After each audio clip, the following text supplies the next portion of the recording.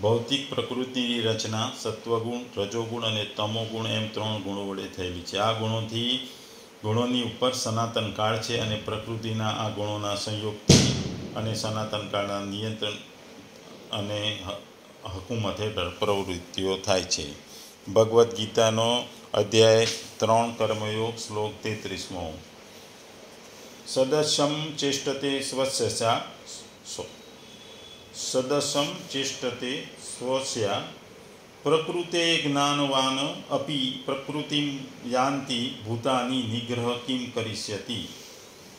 જ્ઞાની મનુષ્ય પણ પોતાના પ્રકૃતિ પ્રમાણે કાર્ય કરે છે, કારણ કે દરેક મનુષ્ય 3 ગુણો દ્વારા પ્રાપ્ત કરેલી પ્રકૃતિને જ અનુસરણ કરે છે. તો પછી દમન કરવાથી શું મળી શકે? બીજા શબ્દોમાં કહીએ કે સર્વ પ્રાણીઓ પ્રકૃતિને પામે છે, એટલે કે પોતાના સ્વભાવને વશ થઈને કર્મો કરે છે. જ્ઞાની પણ પોતાની પ્રકૃતિ અનુસાર કર્મ કરે છે અથવા ચેષ્ટા કરે છે. તો તેમાં કોઈનો દુરાગ્રહ શું કરવાનો? અહીં એવું જણાવવાનું આવે છે કે જે રીતે બધી જ નદીઓ સ્વાભાવિક રીતે કે નેચરલી સમુદ્ર તરફ વહે છે, તે જ પ્રવાહને હઠપૂર્વક રોકી શકાતો નથી. તે જ પ્રમાણે બધા જ પ્રાણીઓ પ્રકૃતિના પ્રવાહમાં પડીને પ્રકૃતિ તરફ જાય છે અથવા જઈ રહ્યા છે અને જશે.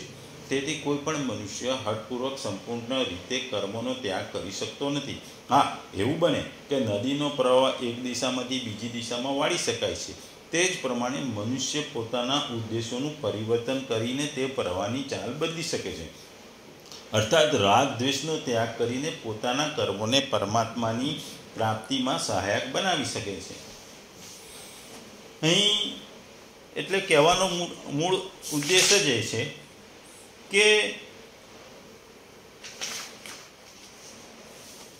કે જેટલા પણ કર્મ કરવામાં આવે છે તે સ્વભાવ અને સિદ્ધાંત સામે રાખીને કરવામાં આવે છે. સ્વભાવના 2 પ્રકાર હોય છે, રાગ દ્વેષ રહિત અને રાગ દ્વેષ યુક્ત. જે રીતે રસ્તામાં ચાલતા કોઈ પાટિયું જોવામાં આવ્યું, તેની ઉપર લખેલું વાંચી લીધું, તે વાંચવું ન તો રાગ દ્વેષથી થયું ન કોઈ સિદ્ધાંતથી, પરંતુ રાગ દ્વેષ રહિત સ્વભાવથી આપમેળે થયું.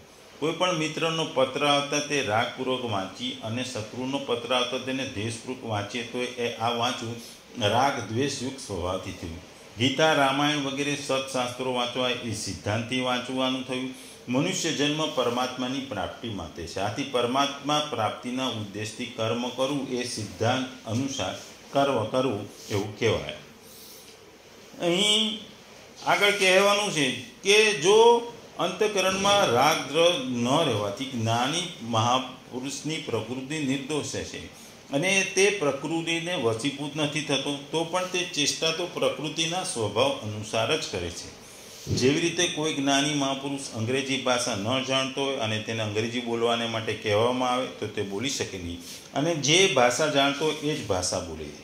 ભગવાન પણ પોતાની પ્રકૃતિને વશ કરીને જે યોનિમાં અવતાર લઈ રહે છે એ યોનિના સ્વભાવ અનુસાર ચેષ્ટા કરે છે. જેવી રીતે ભગવાન રામ હોય કે કૃષ્ણ મનુષ્ય અવતાર લે તો તેઓ મત્સ્ય લે છે, તથા તેઓ મત્સ્ય, કશ્યપ, વારા વગેરે યોનિમાં અવતાર લે છે. તો તે ત્યાં તે યોનિ છે અનુસાર કામ કરે છે કે ચેષ્ટા કરે છે. તાત્પર્ય એ છે કે ભગવાન હોય કે માણસ જે યોનિમાં કામ જન્મ લે એ યોનિ પ્રમાણે એટલે એ જ પ્રમાણે કર્તવ્ય કર્મ કરે. એટલે પ્રકૃતિ એ જ પ્રકૃતિને પાલન કરે, એ જ પ્રકૃતિને અનુસરે. એટલે ભગવાન અવતારી શરીરોમાં પણ વર્ણનીય યોનિ અનુસાર સ્વભાવની ભિન્નતા રહે પણ પરવરસતા નથી રહેતી. પરંતુ જે મનુષ્ય પ્રકૃતિથી સંબંધ વિચ્છેદ નથી થયો તેઓમાં સ્વાભાવિક રીતે ભિન્નતા અને પરવરસતા બંને આવે છે. જેમનો સ્વભાવ માં શુદ્ધ તેમજ શ્રેષ્ઠ છે તેમની ક્રિયાઓ પણ પ્રકૃતિ અનુસાર થાય છે. તો પછી જેમનો સ્વભાવ અશુદ્ધ છે, રાગ દ્વેષવાળો છે, તે પુરુષોની ક્રિયાઓ તો પ્રકૃતિના અનુસાર જ થશે. આ વિષયમાં હઠ તેમના કામનું નહીં આવે. જેનો જેવો સ્વભાવ છે તે અનુસાર કર્મો કરવા જ પડશે. જો સ્વભાવ અશુદ્ધ થશે તો અશુદ્ધ કર્મોમાં, અને શુદ્ધ હશે તો શુદ્ધ કર્મોમાં મનુષ્યને જોડી દેશે. અર્જુન પણ જ્યારે હઠીપૂર્વક યુદ્ધરૂપી કર્તવ્ય કર્મનો ત્યાગ કરવા ઈચ્છે છે ત્યારે ભગવાન તેમને આ જ કહે છે કે તારો સ્વભાવ તને બળપૂર્વક યુદ્ધમાં જોડી દેશે, કેમ કે તારા સ્વભાવમાં ક્ષાત્ર કર્મ યુદ્ધ કરવાનો પ્રવાહ છે. એટલા માટે સ્વાભાવિક કર્મથી તું બંધાયેલો તું પરવશ બનીને યુદ્ધ કરશે. અર્થાત આમાં તારી હઠ પણ કામમાં નહીં આવે. તું ભલે શસ્ત્ર મૂકી દે પણ ક્ષત્રિય છે, તારું કર્તવ્ય કર્મ છે એટલે તું યુદ્ધ તો કરીશ જ. જેવી રીતે જેવી રીતે દર કલાકે 100 માઇલથી ગતિ ચાલવાવાળી મોટર પણ પોતાની નિયમ ક્ષમતાથી વધારે નહીં ચાલે, તેવી જ રીતે જ્ઞાની મહાપુરુષ દ્વારા પણ પોતાની શુદ્ધ પ્રકૃતિ વિરુદ્ધ ચેષ્ટા નહીં થાય. જેઓ પ્રકૃતિ અશુદ્ધ છે તેઓ પ્રકૃતિ બગડેલી મોટર સમાન છે. બગડેલી મોટરને સુધારવાનો 2 ઉપાય છે. મોટરને જાતે ઠીક કરવી પડે અથવા મોટરને કારખાનામાં પહોંચાડી દેવી પડે. આ જ રીતે અશુદ્ધ પ્રકૃતિને સુધારવાના પણ 2 ઉપાય છે. રાગ દ્વેષ થઈને કર્મ કરવું અથવા ભગવાનના શરણમાં ચાલવું. અથવા ભગવાનના શરણમાં એટલે કર્મ કરવું પડે અથવા ભગવાનનું શરણ. આ 2 જ સુધારાનો ઉપાય છે. જો મોટર બરાબર ચાલતી હોય તો આપણે મોટરના વશમાં નથી, અને જો મોટર બગડેલી હોય તો આપણે મોટરના વશમાં છે. એ રીતે જ્ઞાની પુરુષ પ્રકૃતિ શુદ્ધ હોવાને કારણે પ્રકૃતિને વશ નથી થતો, અને અજ્ઞાની પુરુષ પ્રકૃતિ અશુદ્ધ હોવાને કારણે પ્રકૃતિને વશ થઈ જાય છે. એટલે પ્રકૃતિને વશ થવાના પણ 2 કારણો છે કે જે અશુદ્ધ છે એને વશ થવું પડે, અને જે શુદ્ધ છે એ પ્રકૃતિને વશ નથી, એ એનું કર્તવ્ય કર્મ કરતો જ રહે છે. એટલે જ્ઞાની મહાપુરુષ પણ જ્યારે વ્યવહાર કરે છે તે એના સ્વભાવ અનુસાર જ કરે છે, કેમ કે કારણો વિના કોઈ પણ વ્યવહાર કરી શકતું નથી. જેમ કે આચાર્ય બાળક જેવું બનીને વર્ણમાળા ક ખ ગ કે ABCD શીખવાડે છે, તે જ પ્રમાણે જ્ઞાની પુરુષ પણ સાધારણ મનુષ્યની સ્થિતિમાં આવીને જ તેને શીખવાડે છે અને વ્યવહાર કરે છે. અહીં ચેષ્ટતે પદનો અર્થ છે કે કર્મ કરતો નથી, બલકે તેના દ્વારા પ્રકૃતિના અનુસાર સ્વયં ક્રિયા થાય છે. જેમ કે વૃક્ષના પાંદડા હાલે છે તો તેનાથી કોઈ ફળદાયી કર્મ થતું નથી. એવી રીતે કર્તવ્યાભિમાન ન હોવાને કારણે તેના દ્વારા પણ કોઈ શુભ અશુભ કર્મ થતું નથી. જ્ઞાની મહાપુરુષ પણ બીજાના હિતમાં લાગેલો રહે છે, કેમ કે સાધના અવસ્થામાં તેમનો સ્વભાવ પ્રાણી માત્રનું હિત કરવાનું છે. તેથી કંઈ પણ કરવું, જાણવું, પ્રાપ્ત કરવું શેષ ન રહેતા હોવા છતાં બધાનાનું હિત કરવાનો સ્વભાવ હોય છે. તાત્પર્ય એ છે કે બીજાનું હિત કરતાં કરતાં જ્યારે તેમણે સંસાર સાથે સંપૂર્ણ સંબંધ વિચ્છેદ થઈ જાય ત્યારે તેમનું હિત કરવું પડતું નથી, બલકે પહેલાંના પ્રવાહને લીધે તેમના દ્વારા સહજ બીજાનું હિત થાય છે. એટલે અહીં ભગવાન કહે છે કે જેમ બુદ્ધિમાં જડતાનું મહત્વ છે, એટલે એવો મનુષ્ય કેટલો વિદ્વાન કેમ ન હોય, પણ તેનું પતન અવશ્ય ભાવી છે.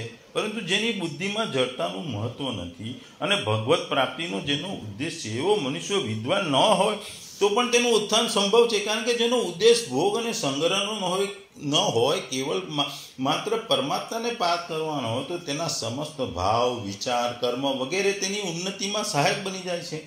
આથી સાધકે સર્વપ્રથમ પરમાત્માની પ્રાપ્તિનો ઉદ્દેશ રાખી લેવો જોઈએ. પછી તે ઉદ્દેશની સિદ્ધિ માટે રાગ દ્વેષ રહિત કર્મ કરવા જોઈએ, પોતાના કર્તવ્ય કર્મ જ કરવા જોઈએ. રાગ દ્વેષ રહિત થવાનો સુગમ ઉપાય છે મળેલા શરીર વગેરેને પદાર્થોને પોતાના અને પોતાને માટેના ન માનતા રહી બીજાઓના માટે, બીજાની સેવામાં, બીજાના કર્મ કરવા, બીજાના સારા કર્મ કરવા, બીજાના માટે કામ કરવામાં લગાડવા જોઈએ. પ્રકૃતિને વશ ન થવા માટે સાધકે કોઈ આદર્શ સામે રાખી કર્તવ્ય કર્મ જોવા જોઈએ. આદર્શ 2 પ્રકારના હોઈ શકે છે: ભગવાનનો મત એટલે ભગવાનનો સિદ્ધાંત, અથવા બીજો કે શ્રેષ્ઠ મહાપુરુષોનું આચરણ. એટલે ભગવાનના જે સિદ્ધાંતો છે, ભગવાનના જે જ્ઞાન છે એને, અથવા જે શ્રેષ્ઠ પુરુષો છે, જે મહાપુરુષો છે, એમનું જે આચરણ છે એને ફોલો કરો. આ 2 પ્રમાણે તમારા આદર્શ હોય છે. કોઈ પણ વ્યક્તિને આદર્શ હોય છે.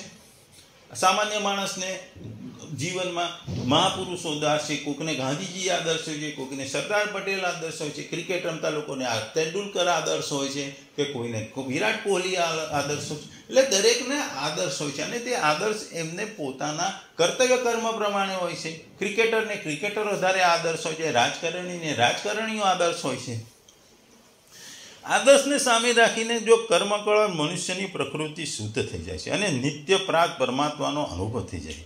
આનાથી ઉલટું આદર્શને સામે ન રાખીને કર્મ કરવાવાળો મનુષ્ય રાગ દ્વેષપૂર્વક સર્વ કર્મો કરે છે, જેથી રાગ દ્વેષ પુષ્ટ થઈ જાય છે અને તેનું પતન થઈ જાય છે. એટલે જેવી રીતે આપણે નદીની આગળ શરૂઆતમાં વાત કરી કે નદીને પ્રવાહને આપણે રોકી તો શકતા નથી, એનો માર્ગ બદલી શકીએ છીએ. એટલે માર્ગ બદલવા આપણે નહેરો બનાવીએ છીએ, નહેરો બનાવીને વાળી શકીએ છીએ. કારણ કે જો નદીને પ્રવાહને વિરુદ્ધ દિશામાં, જે દિશામાંથી ઉત્તરમાંથી ઉત્તર તરફ લઈ જવી પાછી, એ અશક્ય છે. એટલે આપણે નદીને વાળી શકીએ છીએ. આગળ જે શરૂઆતમાં આપણે નદીની વાત કરી, એટલે નદીઓને વાળવા માટે, એટલે જેમ એટલે નદીને વાળવા માટે આપણે શું કરીએ છીએ કે નહેરો બનાવીએ છીએ, જાત જાતની નહેરો બનાવીએ છીએ.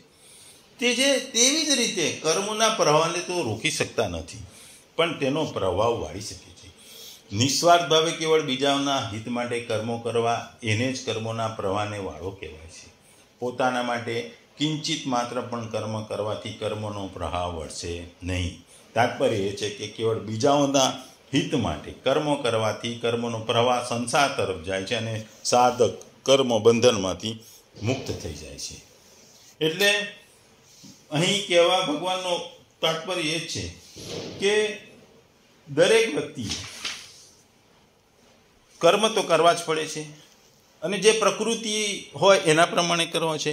ડૉક્ટર હોય તો હોસ્પિટલ અને સારવાર એ કરવાના જો હોય છે તો એને એ જ કર્તવ્ય કર્મ કરવા પડે છે. એટલે પ્રકૃતિ એની જે પ્રકૃતિ છે એ પ્રમાણે એને કર્તવ્ય કર્મ કરવાના હોય છે.